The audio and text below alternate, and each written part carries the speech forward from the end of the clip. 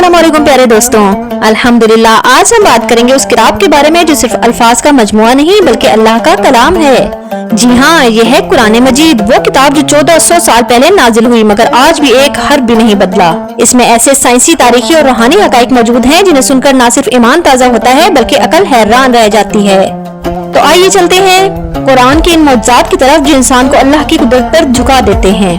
कुरान मजीद अल्लाह ताला की आखिरी और कामिल किताब है। ये वो वाहिद किताब है जो 1400 साल से ज्यादा पुरानी है मगर एक हर्फ भी नहीं बदला। कुरान को दुनिया की सबसे ज्यादा पढ़ी जाने वाली किताब कहा जाता है।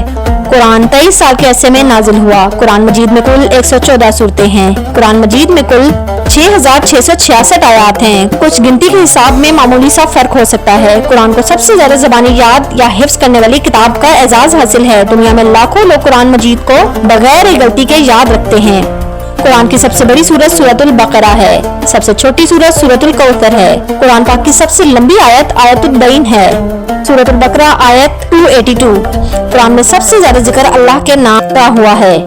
कुरान में सबसे ज्यादा जिक्र करने वाले नबी का नाम हजरत मूसा अलैहिस्सलाम है।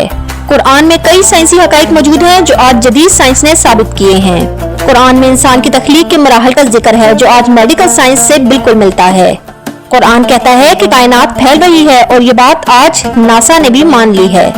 कुरान में पहाड़ों को जमीन की कीलों से तशबीह दी गई है जो साइंस आज साबित कर रही है। कुरान में समंदरों के बीच पर्दा या बैरियर का जिक्र है जिसे साइंस मरीन बैरियर्स कहती है। कुरान में शहद की मक्खी के बारे में तफसील है और साइंस ने शहद के फवाइद साबित कर दिए हैं। कुरान में लोहे को आसमान से उतरा हुआ बताया गया है और सच में लोहा जमीन पर आसमानी पत्थरों से आया। कुरान ने चांद की रोशनी को आर्जी बताया और यह हकीकत है कि चांद सूरज की रोशनी वापस करता है। कुरान ने कहा कि हर जानदार पानी से बनाया गया और आज बायोलॉजी ने ये साबित कर दिया है। कुरान मजीद में पाक का सबसे ज्यादा तर्जुमा दुनिया की मुख्तलिफ जबानों में हो चुका है। कुरान की हिफाजत का जिम्मा अल्लाह ने खुद लिया है। सूरतुल हिजर नंबर 9। कुरान की तिलावत से दिलों को सुकून मिलता है। ये बात मेडिकल रिसर्चेस में भी देखी गई है। कुरान की एक आयत सुनकर कई लोग इस्लाम कबूल कर लेते हैं। कुरान का अंदाज ऐसा है कि दुनिया का कोई शायर या अदीब इस जैसा कलाम नहीं ला सका।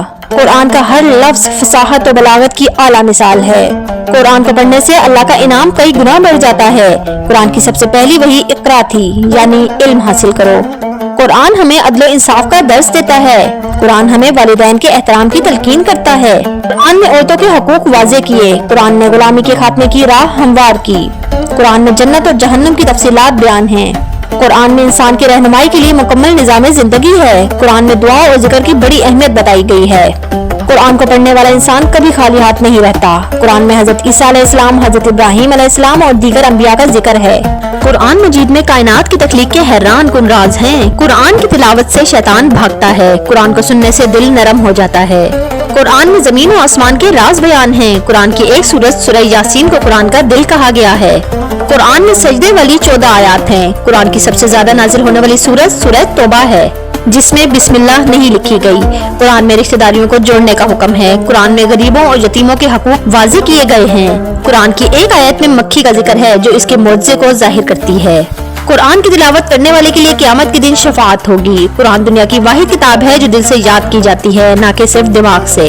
कुरान को जितना पढ़ो इसके मायने और हिकमतें इतनी ज्यादा खुलती हैं। कुरान सिर्फ मुसलमानों के लिए नहीं बल्कि पूरी इंसानियत के लिए हदायत है।